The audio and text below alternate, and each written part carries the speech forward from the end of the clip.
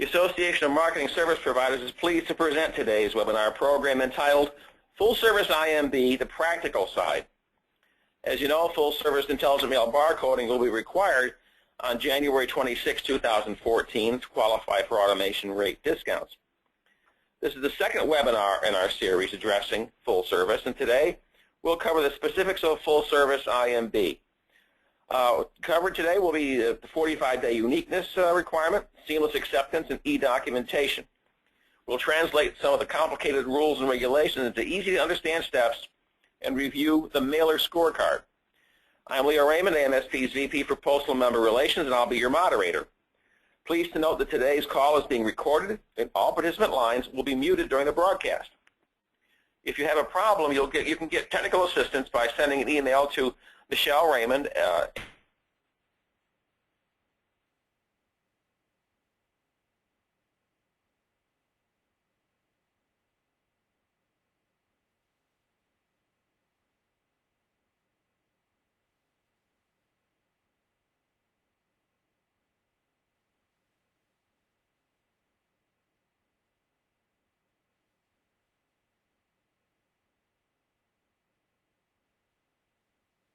which should be to the right of your webinar screen.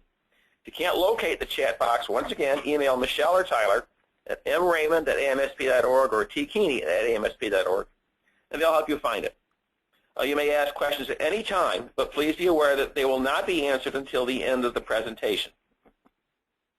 Today's webinar is made possible through the support of AMSP's partner, AccuZip. AccuZip can help you prepare for full service with their step-by-step process. So let them help you optimize the time between now and January 26th to make this crucial transition seamless for your organization and customers. And now it's my pleasure to introduce today's presenters. Joining us are Tom Glassman of Weiland Direct and Michael Patterson of NDSI Direct Solutions. Tom has been in the mailing business for over 30 years and is on the board of directors of both AMSP National and the Southwest chapter of AMSP. He's also active on various MTAC work groups. Michael Patterson has been in the mailing business for over 20 years and has managed every facet of a letter shop from customer service to operations. So with that, I want to turn it over to our presenters today, Tom and Michael. Good morning and good afternoon, everyone. Thank you for attending the webinar. The picture of Laurel and Heidi. I am the rounder one, wearing elevated shoes, and Michael would be the fitter one. We have worked together and done numerous presentations together. Today our focus is going to be on the internal processes, understanding what your customers' needs are, the data and e-doc quality, the quality and document control in production, as well as using the mailer scorecard and quality dashboard to identify and correct problems in your process. We've all seen the webinars talking about the requirements. We're going to try to help you through the internal processes and keeping things going through your shop. So as Michael stated, we are going to review what the post office has been talking to you about for a while, what process and procedures you need to introduce into your business in order to utilize full service. We will not be speaking about the new Small Business IM tool or Postal Wizard. This is full-blown with Mail.DATS. Things to look at within full service that we're going to try to cover: intelligent mail barcodes, where I have run into problems, where Michael's run into problems, QC points around that, the ability to ID your class and service within the IMB. Is 45-day uniqueness really enough? The Postal One uploads issues that we run into, and improved visibility. The full service I would like to talk about as a college course. And then every time you do a mailing, there is a quiz or review for how you have done. We need to look at that way because it's the first time we've been able to get feedback on our mailings.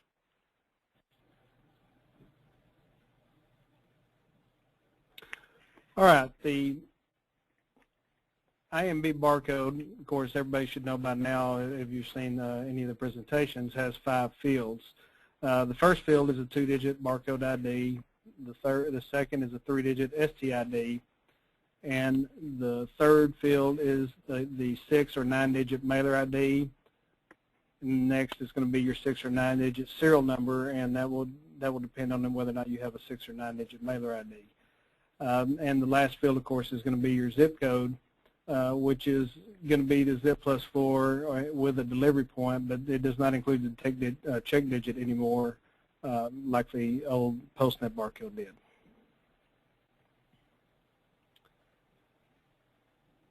The STID, the second field in your barcode, is the 3-digit field that, at a minimum, identifies your mail class.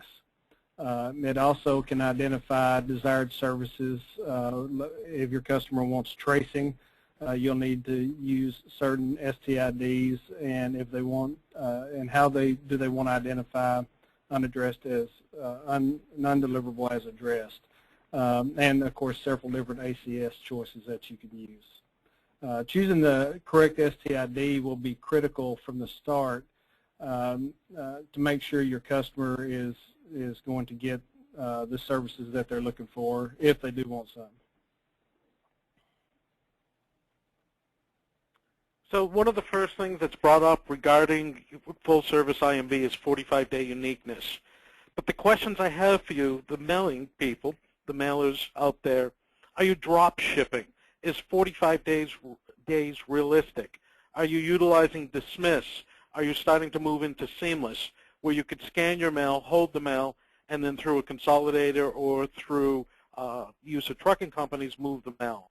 Again, you probably want to start looking at 50, 55, 60 days out there. Currently, the mail direction file that's loaded into your software has expiration approximately every 60 days. So again, is 45 days enough in order for you to maintain your uniqueness before you would reuse that unique sequence number again? So think about it. Here, we cycle through all the numbers. It takes us about 60 to 70 days, and then we recycle back to 0. Hey, Tom, real quick on mailer ID, on the mid uniqueness, you need to be aware that if your customers are doing their own data and they're providing you with the data after they process it, if they use your mid and you're also using your mid doing your own data, you could run into uniqueness and duplication problems if your customer's using your mid. So it's a good idea to help the customer with their own mid if they want to do their own data processing.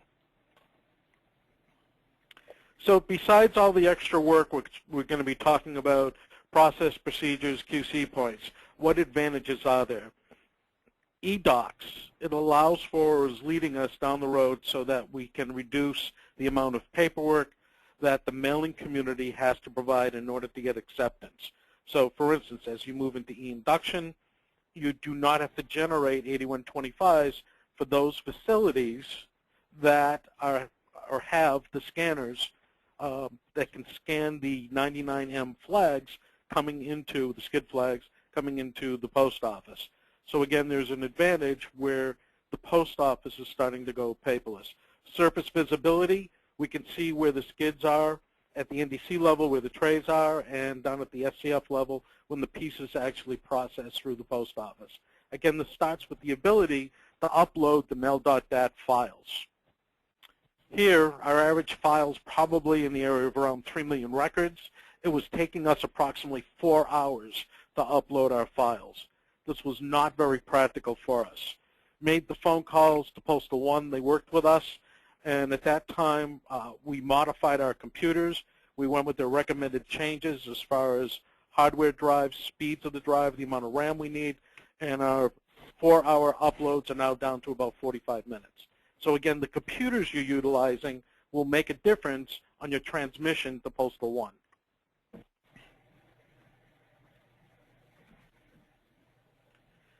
So the old way, you would ship your mail and you had no idea if there were issues unless you had an email sent to you through your local business network person.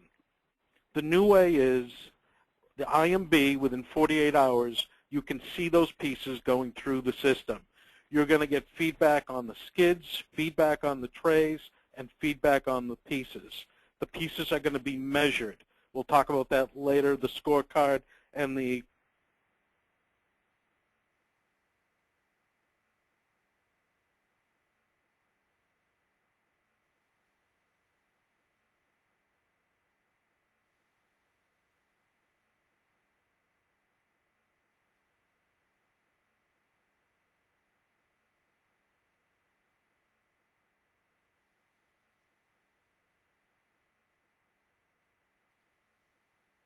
one will need to have the by four requirement met. In other words, the CRID or the MID of your customer needs to be populated properly in your eDocs, as well as the mail service provider. You need your CRID and your MID in there as well.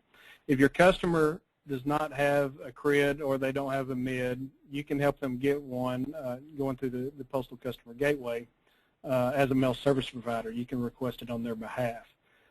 Once you log in to the Business Customer Gateway, you go to Manage Account, and in the Manage Account Profile tab, go to the Mail Service Providers menu at the bottom of the screen, and there's a couple of choices down there where you can choose to either verify their CRID information, or you can request a CRID or a MID on behalf of your customer.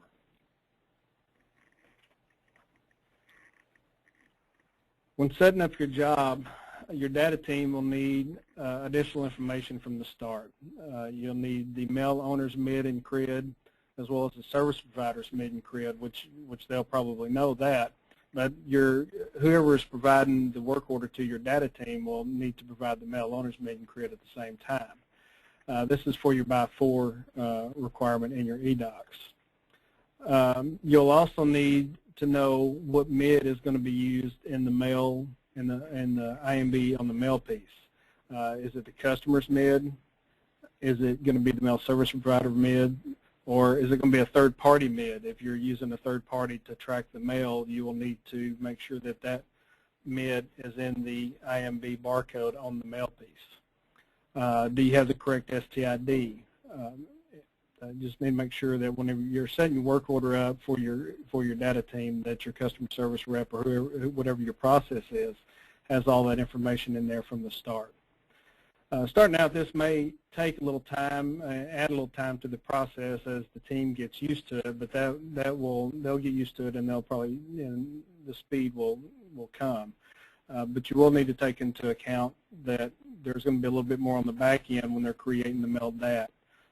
Depending on which software you're using and how you create your mail DAT, whether it's part of your setup or whether it's a wizard that they have to use after they've postal qualified the data, it may add some time to the back end of the job. So take that into consideration when you're setting jobs up and planning time.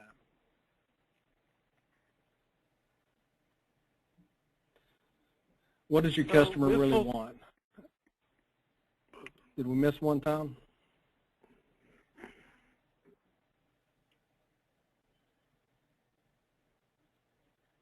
Nope. There it is. So okay. Quality control checks. With the addition of the correct STID, the class, and what service type you want within the class, with the MIDs, you're using your MID, the customer's MID, with the need to put a MID or CRID into the data, can your existing staff handle the extra work? And on top of that, you've got to set up processes where you check off what you've done. And again, for those that have sat in lean classes with me, we always talk about the QC process. You cannot take QC away from the operators. You can't take it away from the data person, the person doing the inserting, or the customer service person. QC department, QC people are responsible for the processes and the procedures. The operators are responsible for the quality. You need checklists at this point. Adding all these things, can you get by with existing staff, or do you need to bring in more staff? I've talked to numerous mailers, and it's 50-50 split. Think about it. Can you handle it with the existing staff?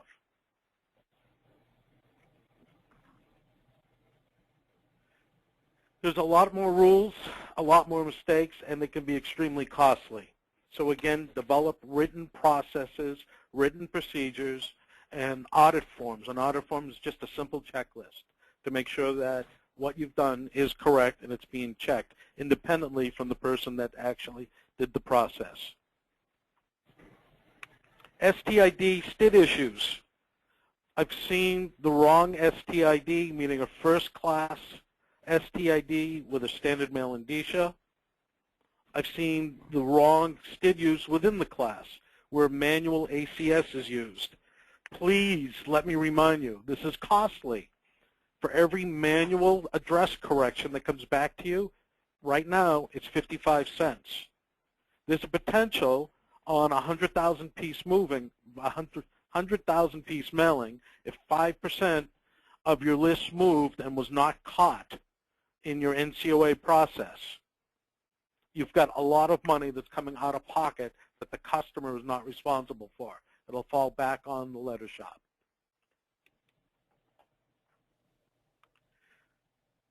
So, extra work.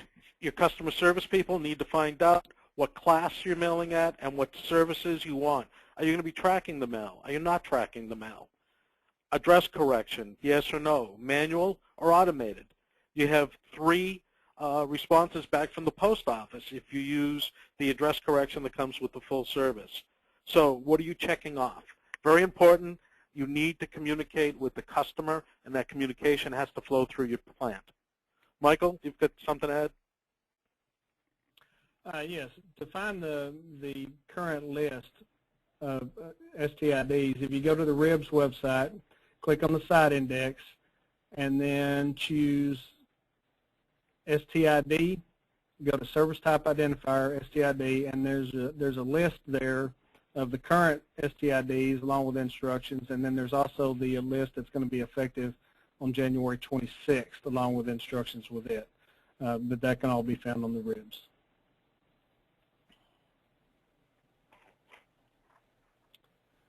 We had some problems when we were first starting out where we just told the guys in the data department, okay, you need to process this job full service. It would go through the shop.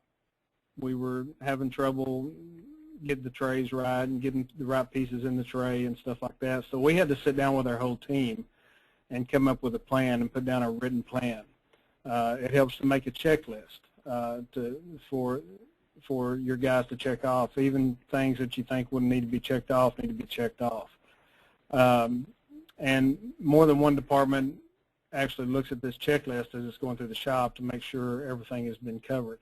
It also helps if you allow for a team member, whether it's a manager or supervisor or a QC person, if you have the resources to bring somebody else on, to verify the process. Like Tom said, the quality is in the person responsible. The person responsible for the quality is the person that's actually doing the job, and then the person that's checking it is just checking to make sure that the process was followed.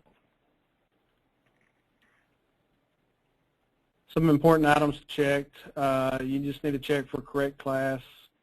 If there's NCOA, if they have a CAS statement there. One thing you need to make sure of in your eDocs is if you did not do NCOA, what type of move update was done. Make sure that is checked properly in your eDocs. Correct class and STID, and whether or not you need a ghost number. If you're mailing on your permit and your customer doesn't have a permit, then you'll have a ghost number, so the owner CRID will populate properly when you upload the eDoc.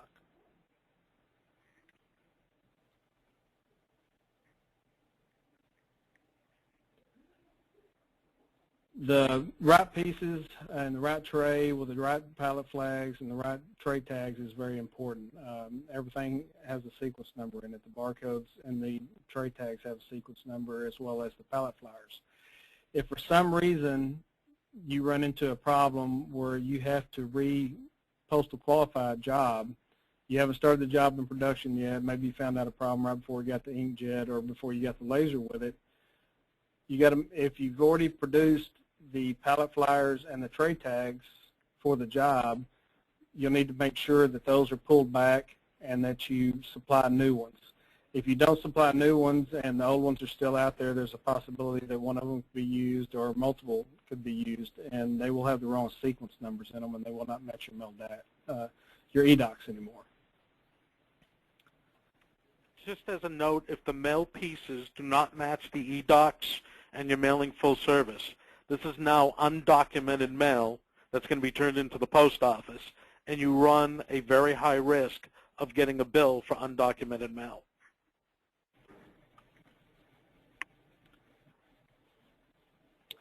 Got to make sure your piece weight's correct. This will also be important if you're trucking and you're needing freight quotes. The size of the piece, is it correct? One other thing you need to do is that's real important. That it's kind of lumped in with the piece size. Is actually the thickness. Is your thickness of your mail piece correct as you're setting up your attributes in your postal qualification?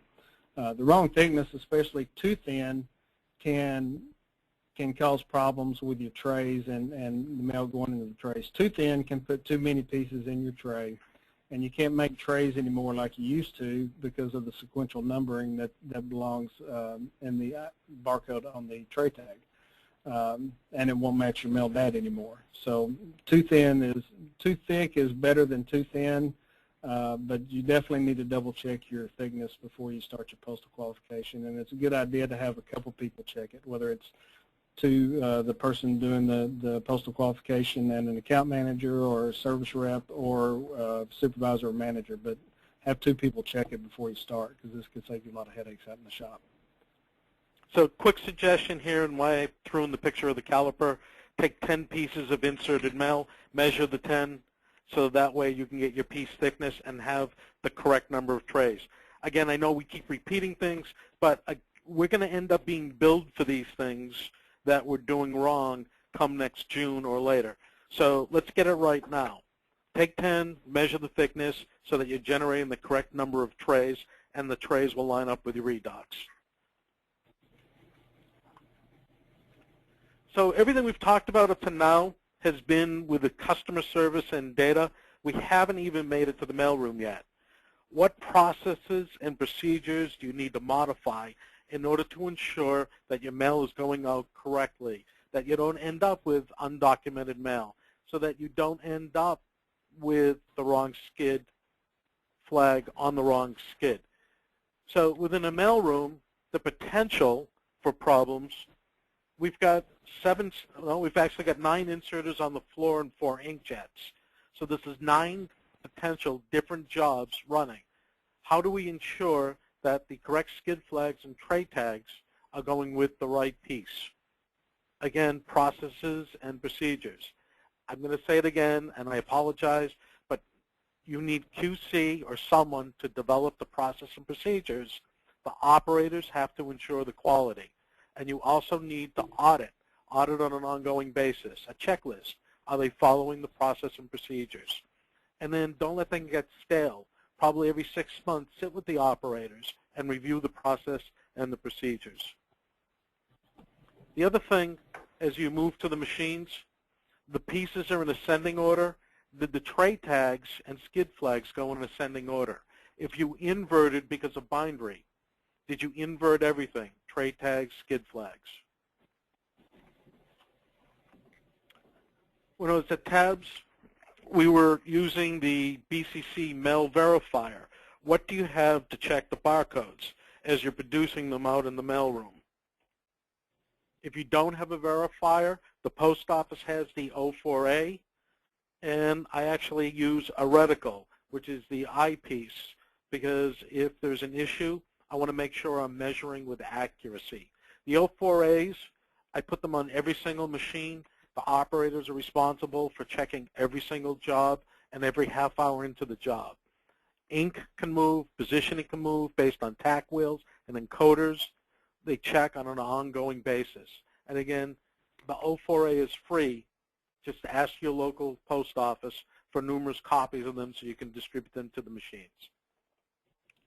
One of my favorite topics, the bulk mail acceptance staff they have their own manual. It's a DM-109. Within the DM-109, it tells the clerk to tap, not bang, to tap the piece 2 times to the left, 2 times to the bottom, 2 times to the right.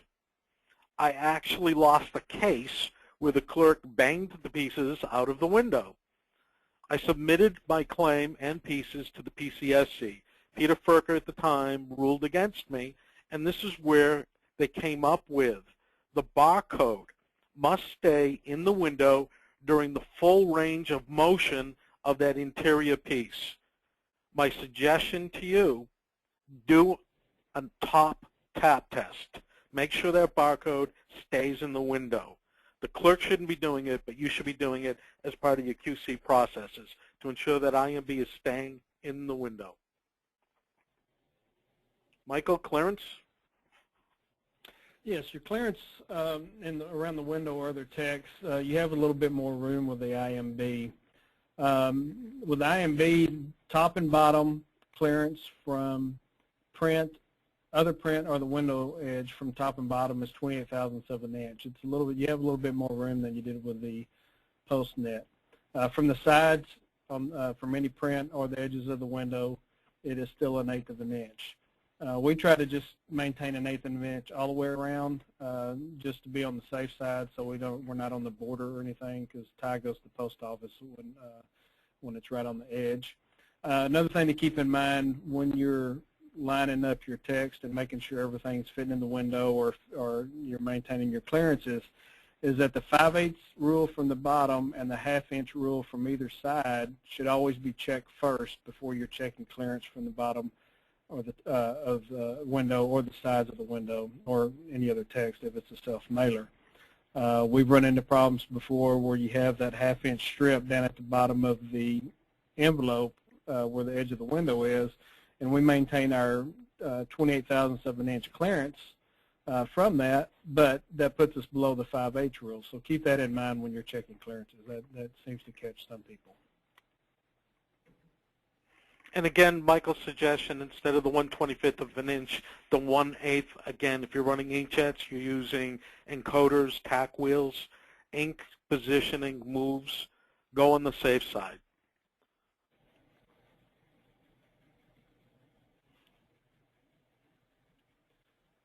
All right, the right piece and the right tray. This is where we've had to work with our staff out on the floor to make sure they understand that it's important that the right mail piece goes in the right tray. Before, if they had to make a tray or if they could combine trays, they would, but you can't do that anymore. You have to make sure that the right pieces are going in the right tray.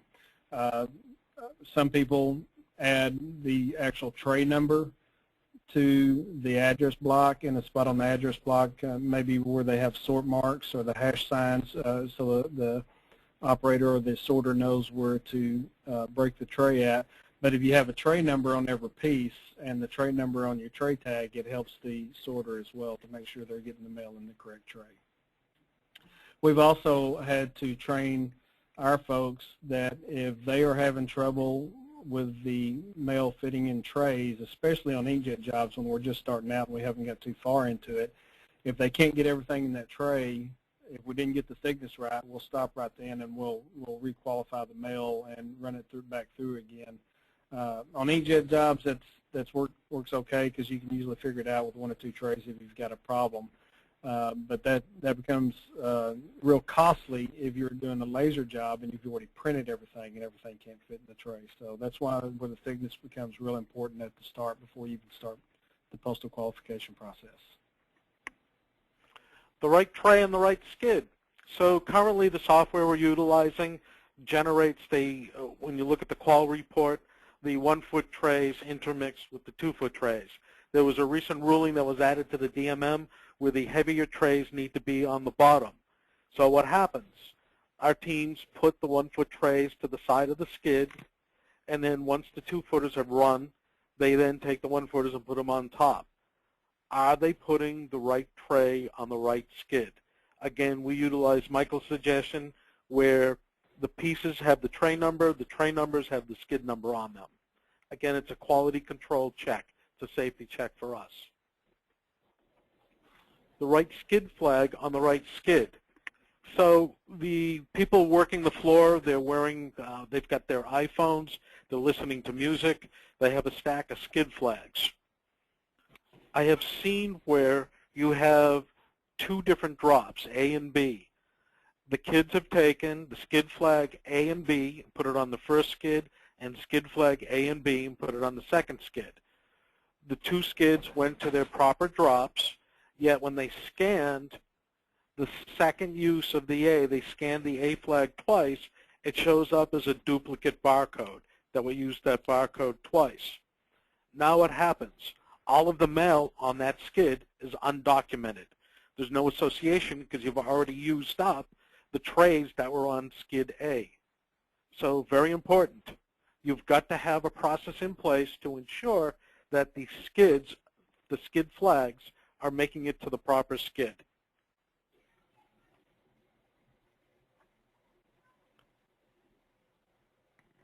So just a quick lesson, visibility, accountability.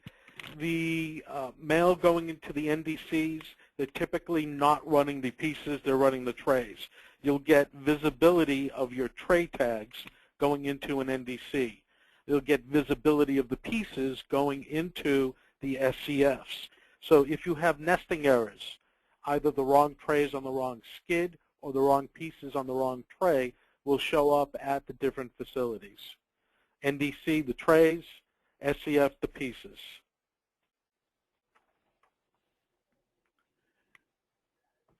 Here's where I found a lot of people are not utilizing the reports that the post office provides you, and I don't understand why. You're being graded. You can know. In the old days, you put your own system, you were done with it, you washed your hands. The new system, the new age, after your mail is put into the system, it's being graded. You can look at it. You can look at the skids, you can look at the trays, you can look at the pieces. You can actually go to a scorecard. The post office is grading your mail for that month. What are they looking at? It provides a quick view, a comparison between if you have two production facilities or more. It'll tell you trending, whether you're getting better, whether you're getting worse. I have occasionally bad months where our numbers go the wrong way, but we try to bring them back up, and I share the reports with the teams. There's drill downs in most of the categories. So a skid, you can look at the trays you can start to look at the pieces. Again, this is uploading of eDocs, and it's by CRID. How are the reports accessed? The gateway, you would go in, log in to your account. I'm assuming most people know how to do that. On the right side, and this is what the actual gateway looks like today, you would go to mailing reports. Here I want to take a minute. There are 3 reports I utilize. The first one is the eDocs preparation entry warning. This tells me whether the data department is updating the label listings and mail direction files on a timely basis. The errors by job will be listed here. The next one would be the quality reports. There's an actual dashboard that goes in and examines all of the information. And then the summary, the scorecard, very important, and that's where I'm headed next. So the next screen, once you hit the mailing reports, would be shared reports. I'm going to go into the scorecard. I have to pick what month I want. It's either the previous month, which since there's a 40 post office before it's uploaded into the system, so I'll run a couple days into a new month. I'll look at the previous month, then I start looking at the current month. How are we doing? So you just pick the selection. Current, previous are on the left. You would just click on it, move it to the right, and then run the report.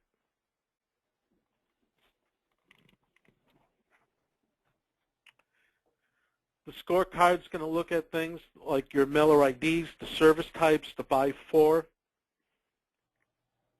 container barcodes, which would be your skids, the tray barcodes, and your uniqueness on the pieces, and your barcode, the actual barcode on the piece.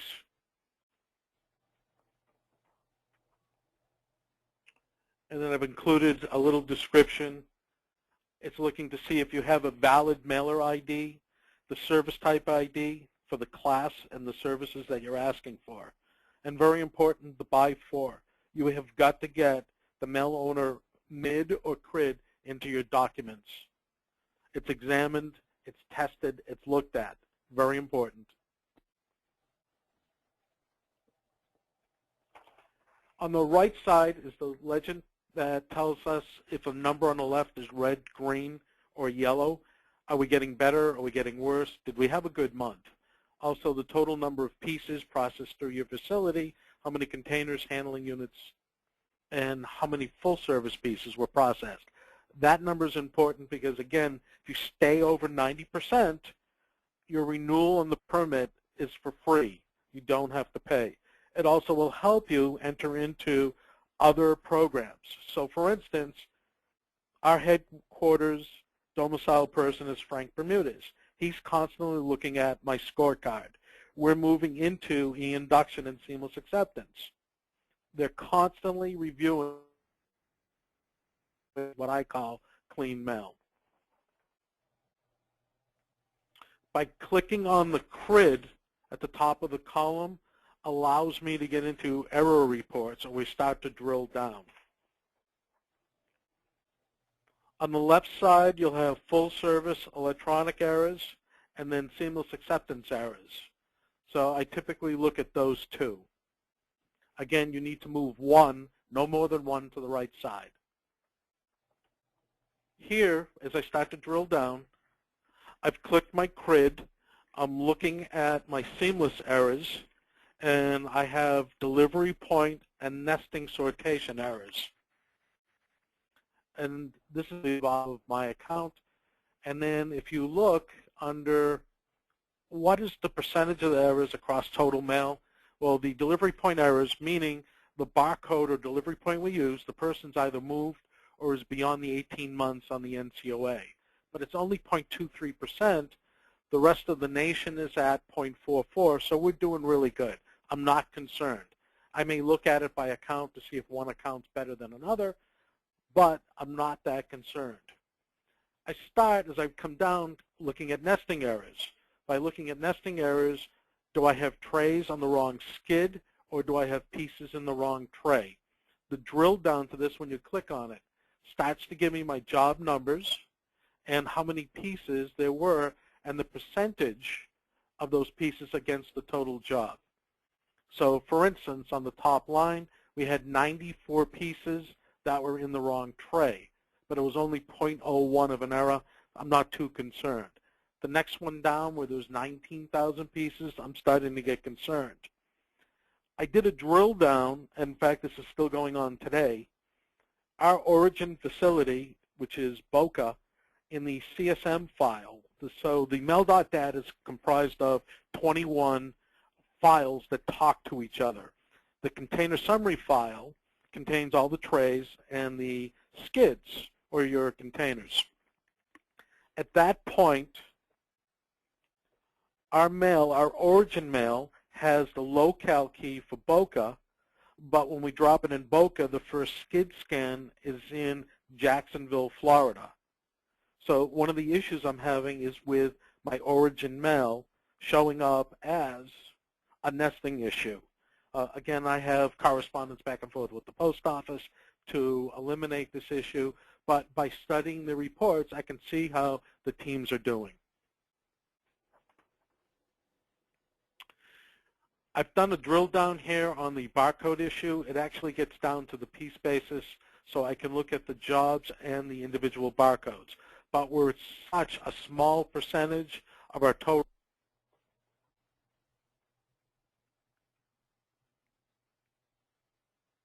again, nesting issues, the job name, job number, and how many pieces and percentage.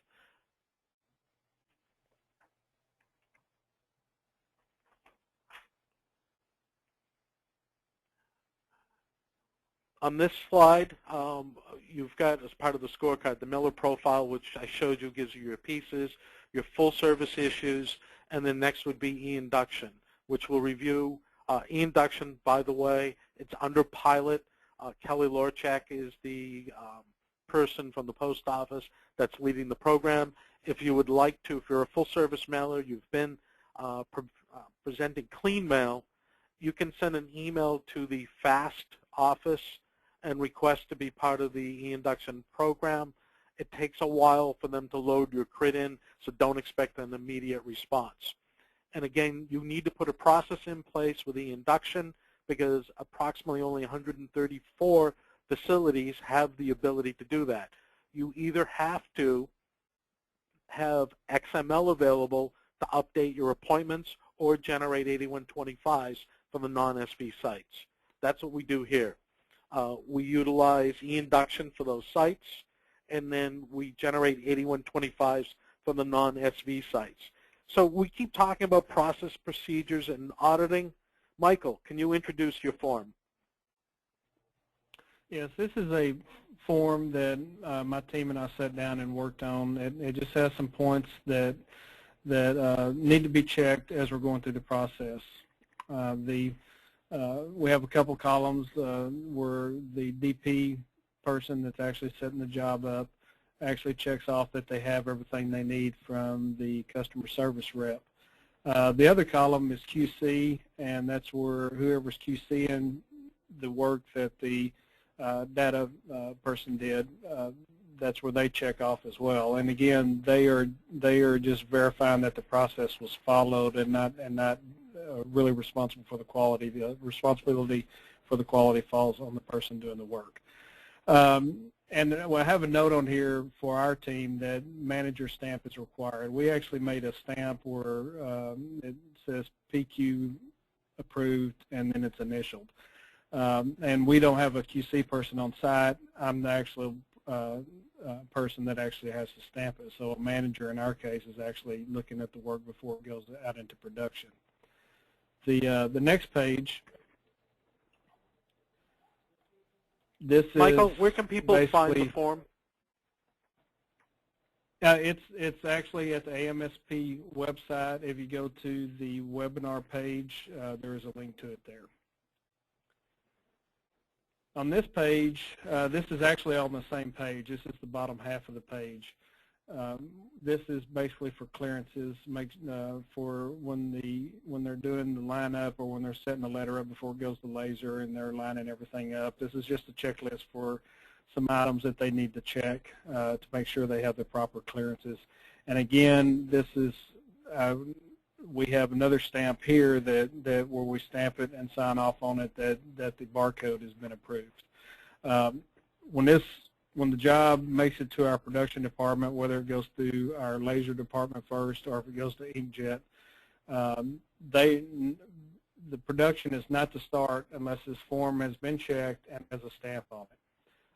If there's not a stamp on it, because it may not be a job that's being postal qualified, or for whatever reason it's a job that's not going through the mail, they'll bring it to me and I'll let them know, or I'll put a note on it before it goes to them that they don't have to worry about that particular job.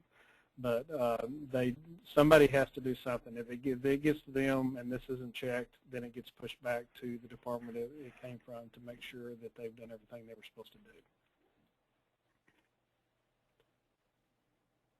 Again, for the process and procedures, Michael has come up with a checklist or an audit form to make sure people are following the process. So real quick, the 8125s, I've talked about e-induction.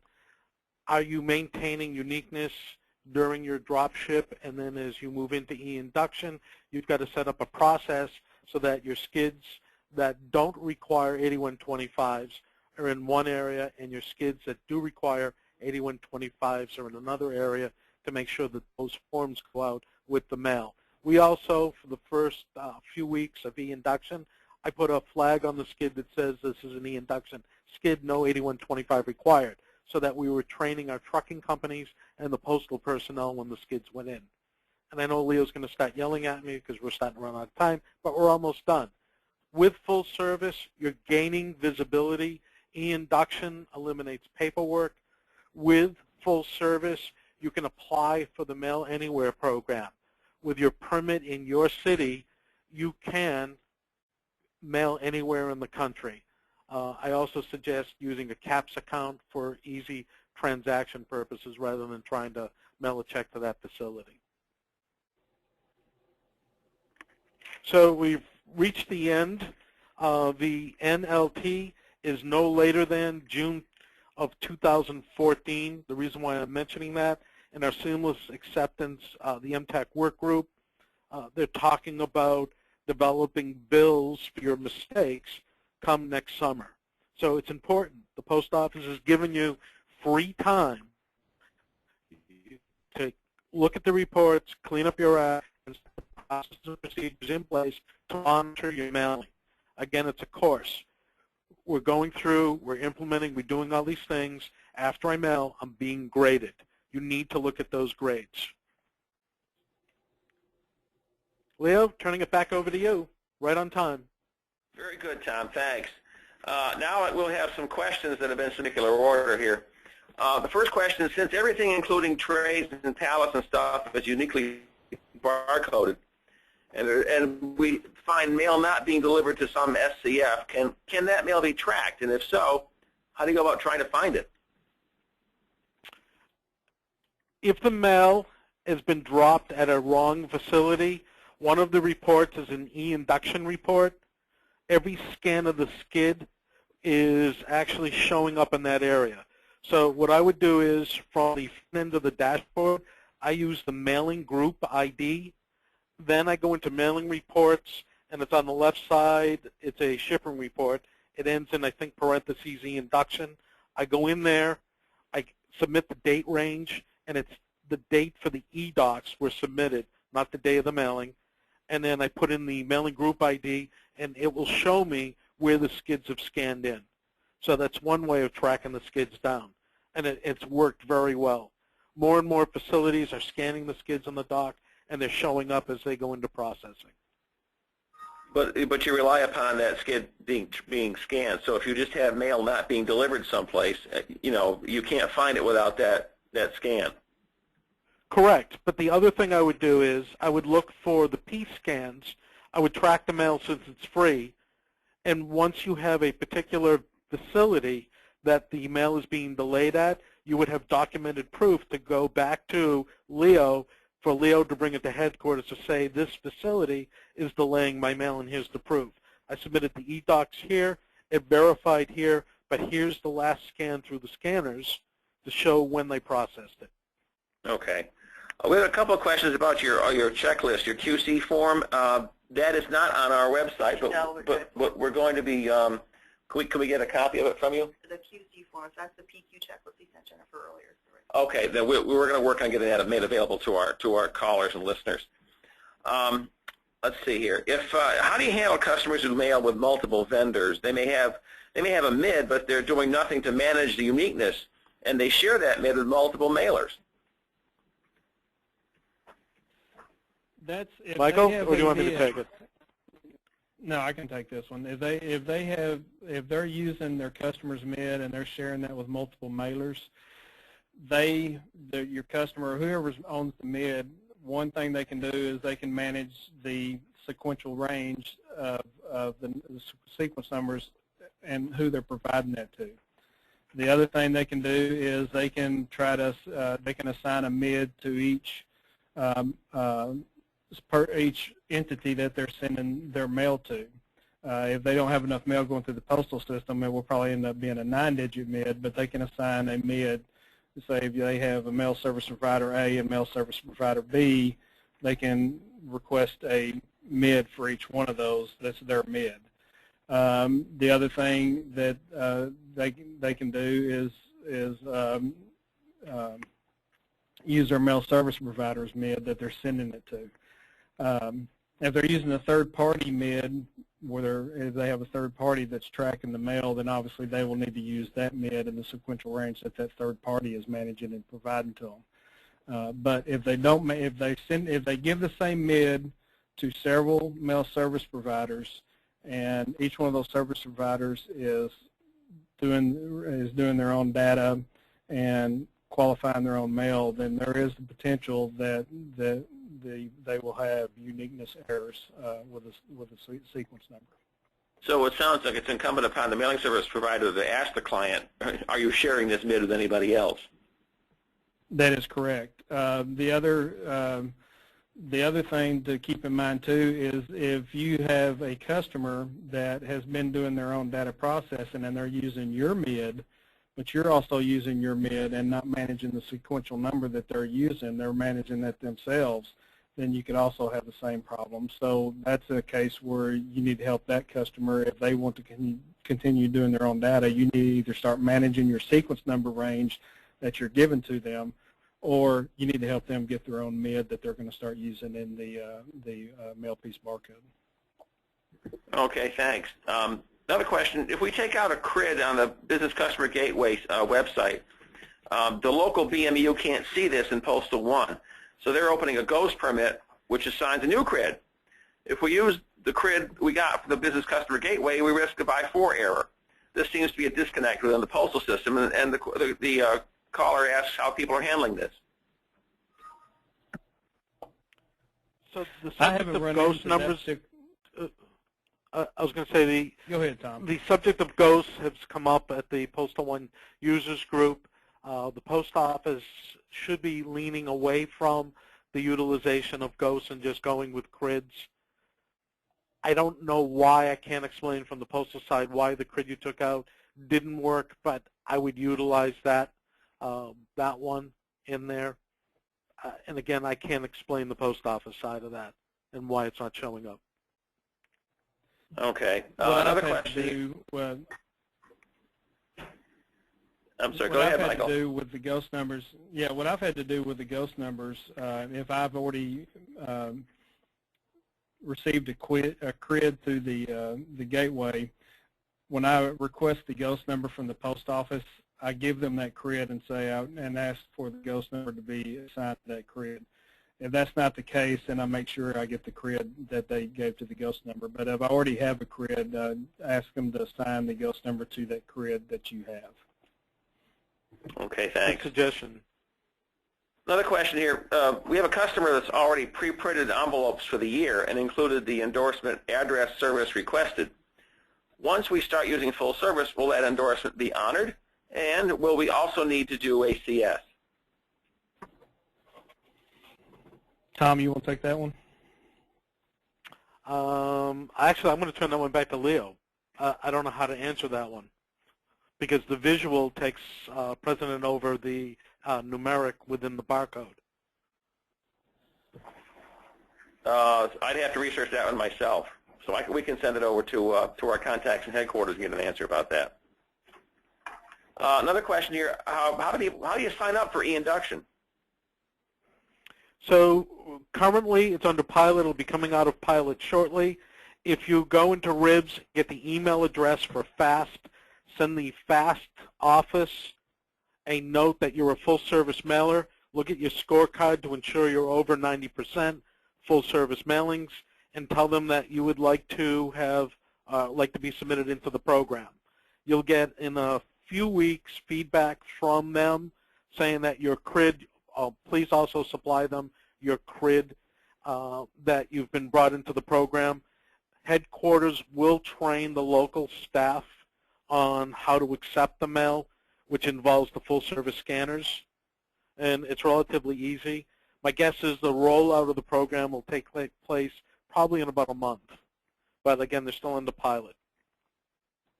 Okay, thanks. This is a question we've got, and I have some question about it myself. The Mail Anywhere, Pay Anywhere idea. I didn't think it was coming out until next year, but there seems to be a lot of references that it's available now. Can you shed some light on this? Again, we're in the pilot. We're utilizing it. So they had to examine our mail.dat file to ensure that our CAPS account number was placed in there properly. We can mail at any post office within the United States the entire mailing and pay for it through our Boca Raton account and CAPS account. So it's relatively easy to do. Again, that one's coming out of pilot. And Leo, I hate to turn another one over to you, but if you could find out from Preetha when they'll accept the masses, or I forgot who the head of the program was. It's not Garrett. But if you could check with Preetha Again, it's just they're checking your mail.dat. They're going to check your scorecard for your ability to stay above 90% in the full-service mailings, and it works well. Okay, so it's a matter of establishing a level of accuracy to start with. Yes. Okay, I can follow up with them on that too. Another question here. We're an AMSP. We are an NSP. There we go. What do you think is better to use for our customers, getting a CRID or a MID for them? I utilize CRIDs for everything. This just could be my New England stubbornness. A CRID, there's only one issued per location. I don't have to worry about multiple MIDs or anything issues associated to someone else using the MID. I use that CRID, and that's how we drive the business here at Weiland Direct. Okay, thanks. Question, how do you edit a mail.dat file post-production if you determine that the weight was incorrect? We do that, again, specific to us. We use Monticello software, but it can be done in WindowBooks or Monticello. Post-sort software does allow for modification of the weight. Oh, okay, thanks. Let's see. Do we have any other questions here? Looking around the room here. Any more questions? Can I just make one sponsor announcement, please? Oh, sure. For those members of the Southwest chapter, there's a board meeting that will occur in 3 minutes, and Joy has sent out the contact information. Thank you. I appreciate it. You're quite welcome. We had a question about where the slides are going to be posted. Let me find it. It's going to be on AMSP's website, amsp.org/event/webinars, and the form we talked about, the QC form, is posted up there now. Okay, let's see. Another question here. I think. Okay, here's the question right here. If there is an error, who gets the penalty? The permit holder, the MID owner, the CRID location, mailing service provider or presenter? Who gets hit with that? It depends what type of error is, what you're looking at. If it's a nesting issue and you've delivered to the wrong post office, and let's just say, again, this has not been determined yet, but say they reverse the entry discount on that skid because it went to the wrong facility, they're going to look for the preparer of the e-docs and who was responsible for generating and delivering that mail. So it just depends. Oh. If it's NCOA, it would be the MID on the actual mail piece. Okay, so that's what determines who gets the penalty then. Let's see. Last question here. If I'm having a long lag time getting a client's CRID, is there a way my company could go online to the postal system to pull that information? Michael, can you explain that one again? Yeah, if you go into the Business Customer Gateway, you can. There's a feature in there where you can type in your customer's address, and if they have a CRID, it will bring it up, or you can request a CRID for them. There's been times when I've gone in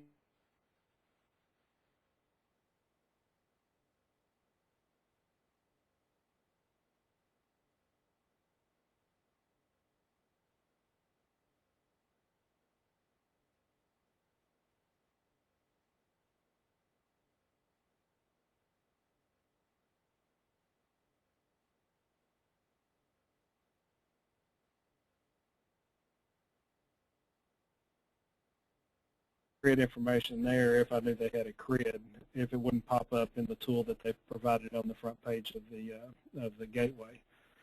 That's how I've had to do it in the past. Okay, thanks.